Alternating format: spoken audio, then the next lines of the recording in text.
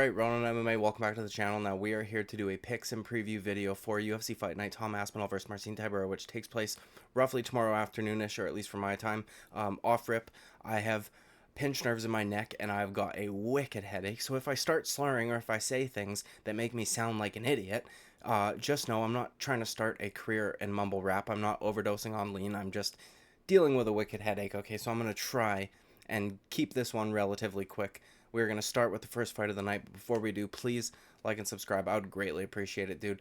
First fight of the night, FILHO, which if I try to say it fast, makes me twist my tongue, versus BAREZ, okay? So I'm going to be picking FILHO here because I picked him to beat Muhammad Mokaev in an upset, obviously. He was a massive underdog in that fight, and I was so close to being correct, and in my opinion, the vast majority of flyweights would have tapped to that knee bar and not just allowed FILHO to rip their knee to shreds, okay? Especially someone as young as Muhammad Mokaev that doesn't necessarily want to be plagued with injuries at the beginning of their flourishing career. But it is what it is. I got that one wrong, but it did show us that FILHO is much better than I think a lot of people gave him credit for, and that he is not to be counted out even against one of the guys that is a very, like, hyped up prospect and clearly has a lot of the skills to back it up.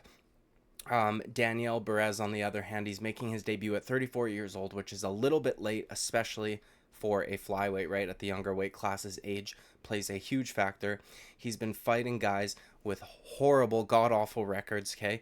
10-9, 6-9, 7-9, 14-12, things like this, things you don't typically see in professional men's MMA. And not just that, the one time he fights a guy with a good record is on the Contender Series, who he lost a split decision to. So I'm going to be going with FILHO to get a submission over BAREZ, making his UFC debut. All right, moving on up to the next fight, BANNON versus Bruna Brazil. They've got BANNON as an underdog now, which I think is probably the correct move. I'm actually going to be going with Bruna Brazil here, which I don't know how many people are picking Bruna to win, aside from like the odds makers, obviously, but BANNON, while she's obviously got some hype right around her because people like Conor McGregor tweet about her and things like that, she's 5-0. She does have a 12-fight amateur career, of which I believe she was undefeated. She maybe has one loss thrown in there or something like that, but consistently has been fighting girls like making their debut, or 1-1,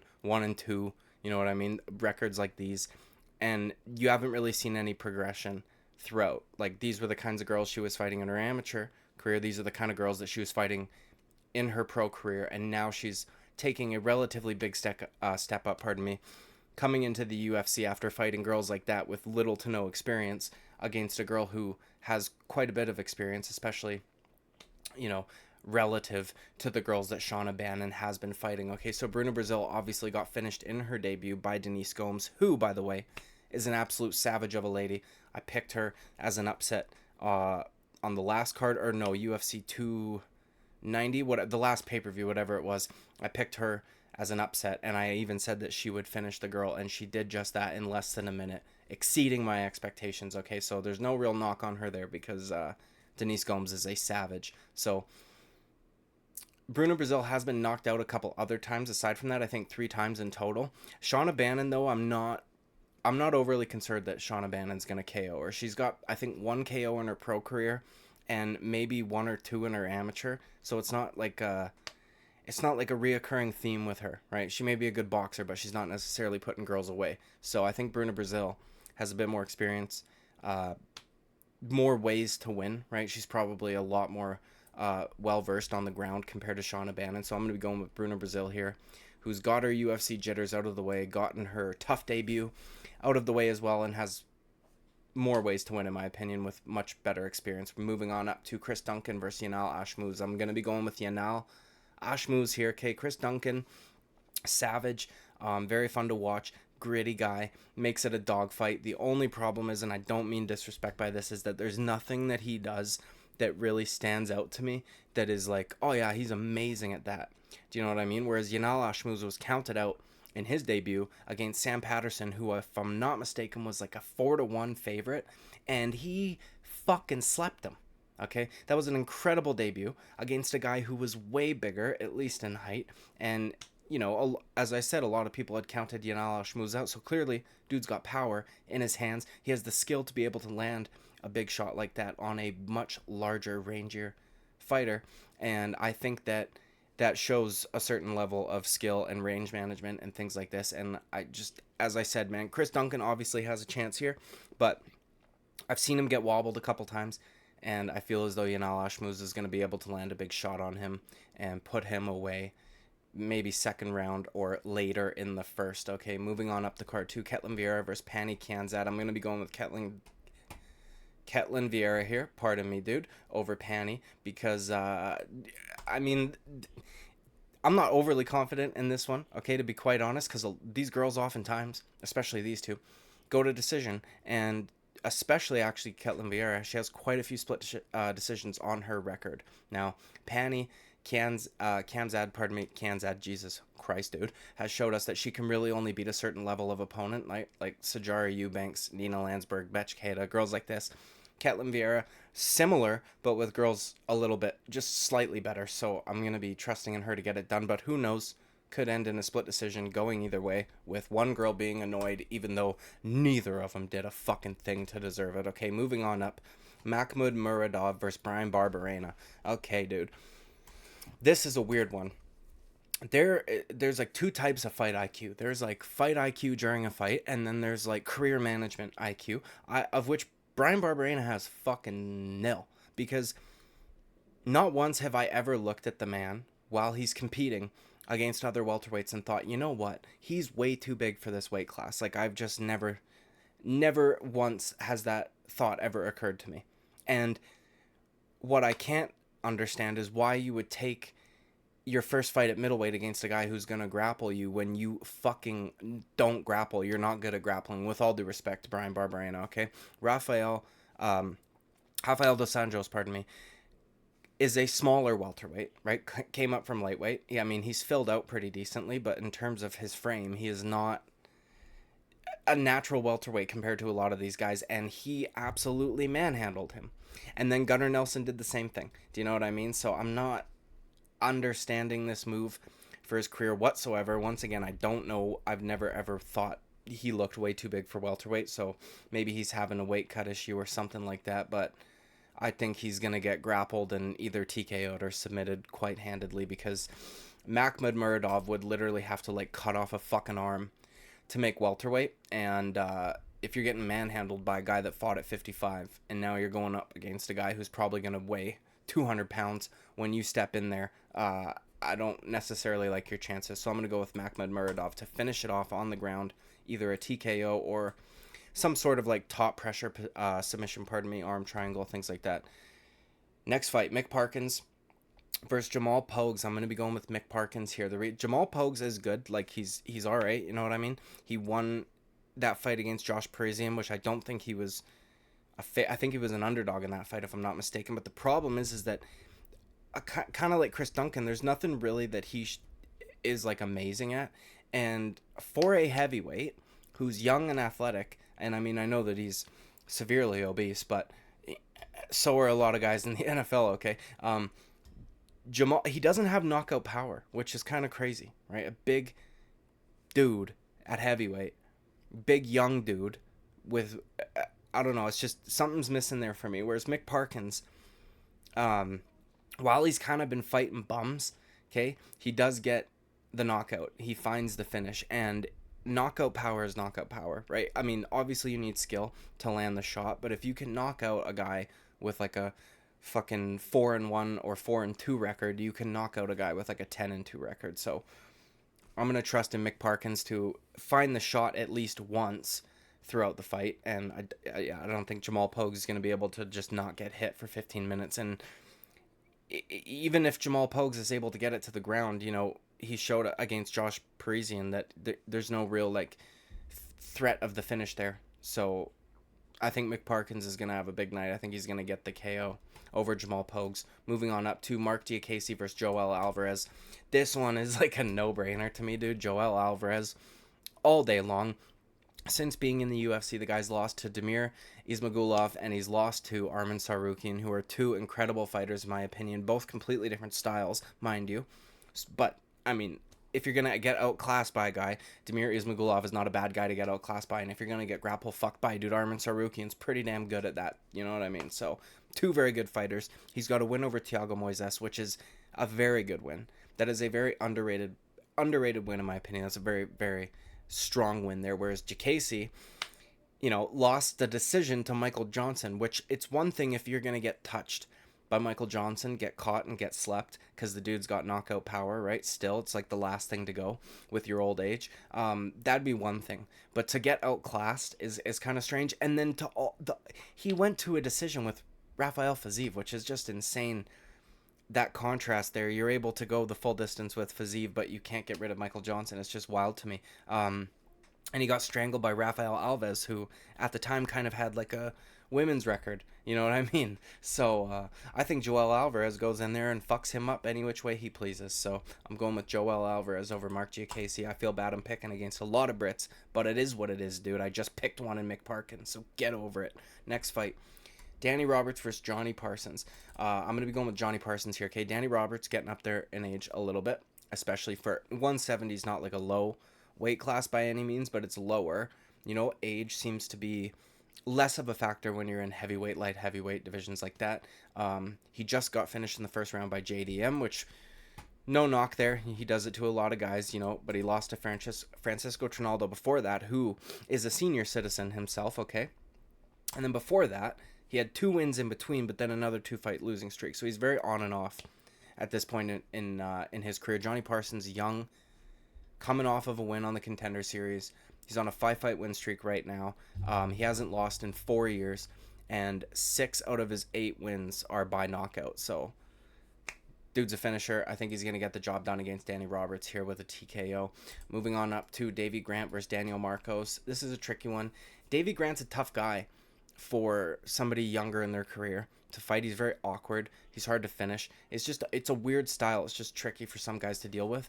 I just think that at this age, man, like at bantamweight, 37 years old is old. You know what I mean? And while he won his last fight, it was against maybe the only guy at bantamweight that's older than him. And not just that, he was like on his way to losing that comfortably. You know what I mean? Rafael Sunsao had put in work that fight. He was doing very good. And I don't want to discredit Davy Grant because he did ultimately find the finish, but it was after a little bit of like squirrely reffing, I guess you could say. If I'm remembering correctly, Davy Grant would continuously that fight grabbed the cage, and Rafael Sunsao was on top of him, if I'm not mistaken. Davy Grant grabbed the cage, and the ref stood them up. And Coach Eric Nixick was going fucking bonkers because he was like, but my guy was in the dominant position. Why are you just going to take them from that? And you know what? There's something to be argued there. Like, if you're... I haven't watched soccer for a very long time, but I do remember that, like, if you are in a position where you were fouled, but you got the advantage anyways, the ref will wait to call it. I could be wrong, but I think that's a thing. And I feel like they should implement that into MMA, because if you're smashing a dude on the ground and he grabs the fence but it made no difference, who gives a fuck? So the ref stood him up, and I believe it was Mark Smith, who my kids hear me yell about all the fucking time. And then Davy Grant was able to pull that finish out of his ass, just like the horseshoe that was in Frank Mir's. Okay, so I don't know that I'm going to be trusting in him to beat a guy who's like in his athletic prime, young and hungry, and whatever when he was... And I know Sunsal's good, but, you know, he was 40 years old at bantamweight, so I'm going to be going with Daniel Marcos here, unfortunately. I mean, I don't know that he'll be able to find the finish because, again, Davy Grant is a very tough guy to finish. He's very durable, very awkward, but I do think he'll be able to win the rounds. So, moving on up to Lerone Murphy versus Josh Culibao. I'm gonna go with Lerone Murphy, but I could make an argument for Josh Culibao. He is, I feel, a little underrated. Like, it seems that he keeps beating guys that he's supposed to lose to, and at what point do you say, like, oh, he's supposed to beat this guy? Do you know what I mean? Like, how many times does somebody have to beat a guy who they're an underdog against before they get recognition? Now, he's not amazing at anything. He's a pretty good striker. He's definitely durable. He's also good on the ground if he needs it, right? Like, he choked out Bagdasarian, who had a ton of hype behind him. Very good striker. I do think Lerone Murphy's going to be able to stay safe, though, and I think Lerone Murphy has enough of a ground game, enough of a grappling game to be able to not just get manhandled and strangled the way that Bagdasaryan did. So I'm going to go with Ron Murphy here over Josh CULIBAO. And moving on up to Jai Herbert versus ZIAM, I think. Okay. I'm going to go with Jai Herbert here, who, if I'm not mistaken, is an underdog. ZIAM is very good. You can tell, like, just watching his skill level. He's very good. But he it's not like he hasn't lost before, right? Like, there's a certain level of guy that he will lose to. And Jai Herbert can be a little chinny from time to time, but dude's striking is very good. Okay, he's the only guy in the UFC who has knocked down Ilia Topuria, and it was with that beautiful, beautiful head kick that he fucking threw up on a dime, dude. His head kick reached Topuria before Topuria's hook reached Jai Herbert. You know what I mean? Like, Topuria had stayed in the pocket one punch too long, and before his hook landed, Jai Herbert, just like that, head kick, dropped him. Now, he did ultimately end up getting finished, but we've seen pretty recently how good Ilia Topuria is. I do think that Jai Herbert could even potentially find a finish here, utilizing some of those kicks like that. You know, the Ludovic Klein fight was very close, but I don't know, man. I think he'll do better this time around. So I'm gonna be going with Jai Herbert here to get the job done over VIEIRA ZIAM. I don't know how the fuck to say that. He's French. Okay, regardless. Moving on up. Paul Craig versus Andre Muniz. I would say that this is a grappler's delight, and if it was a jiu-jitsu match, it would be. The only problem is that Paul Craig, kind of like Jimmy Crute, could do well on the ground, but he has to get you there first, and Paul Craig is not very good at getting you to the ground.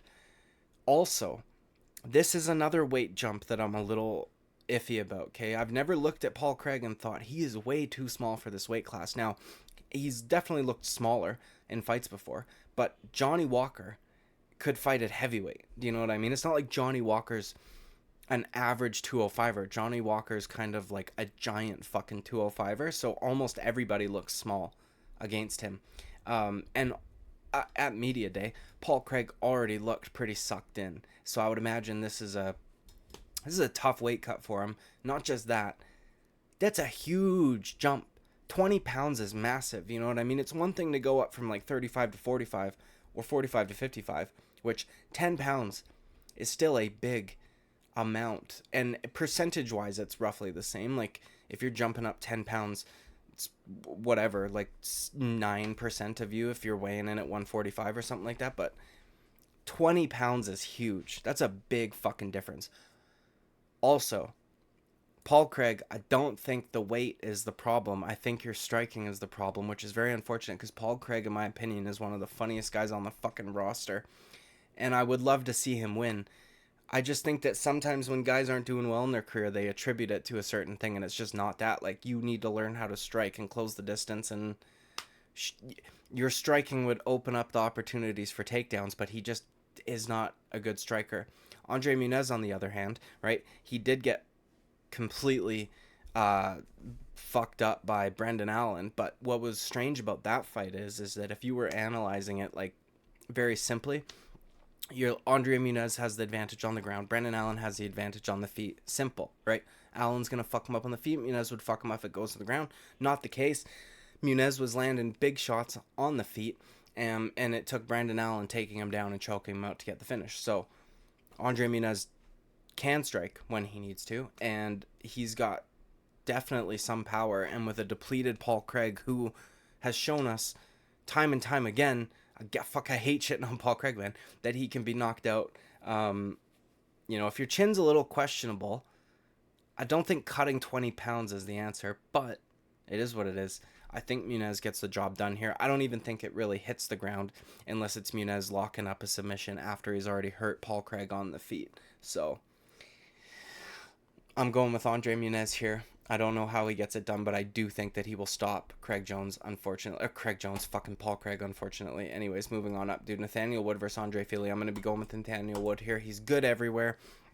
Very fundamental, which is not a knock on him. It's actually refreshing to see guys that are very good and stick to the fundamentals as opposed to trying to get all flashy and shit like that. Like, you know what I mean? I like seeing dudes that focus on that shit. He's shown us that he can fight he's shown us that he can fight against a guy who's a bit longer and rangier when he fought Charles Jourdain, who looked very good against Chrome Gracie, and Nathaniel Wood won that one. So Andre Fili also kind of at a point in his career where, I don't know, I don't want to say like he's too old or he should retire, because he's not that old, but the problem is he's a bit long in the tooth. He's very inconsistent. His rapping sucks. Okay, it just fucking does. And I don't think that he's going to be... Nathaniel Wood is very, very good. Now, I don't know if he'll get a finish on Andre Fili. Andre Fili's probably a little tricky to control on the ground, but if Nathaniel Wood can hurt him on the feet, I could see him finishing it off either on the ground with a submission or pounding him out for a TKO. So Nathaniel Wood over Andre Fili for sure in that one. Moving on up to the co-main event, which is Molly McCann versus Julija Stoliarenko, which this is the UFC just handing Molly McCann a fucking victory, which is kind of unfortunate, only because I don't want to hear her talk. Okay, so I'll just mute the post-fight interview. She's fun to watch fight, honestly, like Molly McCann. She has good scraps, and she's not horrible. You know what I mean? Like, she's going to lose to the Erin Blanchfields of the world every fucking time, but there's a certain level of girl that she can beat, and they're fun fights. They're they're scraps, you know what I mean? And, elbows, all that shit, which I like seeing from the ladies. Stoliarenko's fucking not very good, though. You know what I mean? This is literally like a tee up for Molly McCann. So if she doesn't get this one done, I don't know what the fuck to say about that. But Stoliarenko lost to Chelsea Chandler, who's the fucking runner and track star that we just watched last week literally run away from a chick who she was mouthing off like tremendously at the weigh-ins, which was quite entertaining. Okay, so I'm going to be going with Molly McCann here, probably getting a TKO over Stoliarenko as well, because yeah, she's just not very good, man. She's not very good. Her record sucks. The girls she's lost to are not very good, and it is what it is. Moving on up to the main event, Tom Aspinall versus Marcin Tybura. Again, another no-brainer for me. I think Tommy Aspinall can win this fight anywhere, if I'm being honest. Marcin Tybura is fine on the feet for a heavyweight, but Tom Aspinall doesn't move like a heavyweight. Tom Aspinall moves like a fucking welterweight or a middleweight. Like, he's very light on his feet. He is very fast, and his hands are crisp. Like, he's very good on the ground also. You know what I mean? Marcin Tybura is slow. He hasn't been getting finishes lately once he started fighting better competition, and I don't see any which way Tybura is able to pull off a victory against Tom Aspinall, short of Tom Aspinall's knee given out on him again. You know what I mean? Like, I hope that shit is squared away, because that would be really unfortunate to see such a promising prospect in the heavyweight division, a young guy, just be plagued by fucking injuries. That would be horrible. But I think this is going to be a beautiful showcase for Tom Aspinall to get back in the win column after that fight against Curtis Blades, which was very fucking unfortunate, man, because he could have potentially won that fight. You know what I mean? He's so good everywhere. I could see him being champion, and I hope that he's able to get to that point in his career and not have it ruined by injuries. So I'm going to be going with Tom Aspinall. I think Tom Aspinall stings him on the feet a couple times in boxing range and eventually shoots a beautifully timed takedown and finishes it off on the ground with a submission of some sort, because Marcin Tybura's ground game is lacking slightly. So yeah, Tommy Aspinall, huge favorite, obviously.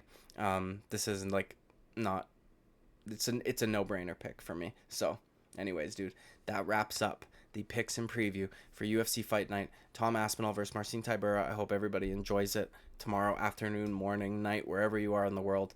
Have a good one. I will see you tomorrow for a video, most likely in the morning, and then if not that, Sunday morning for a recap of this fight night right here. Like and subscribe. I would greatly appreciate it. You guys have a good one. See ya.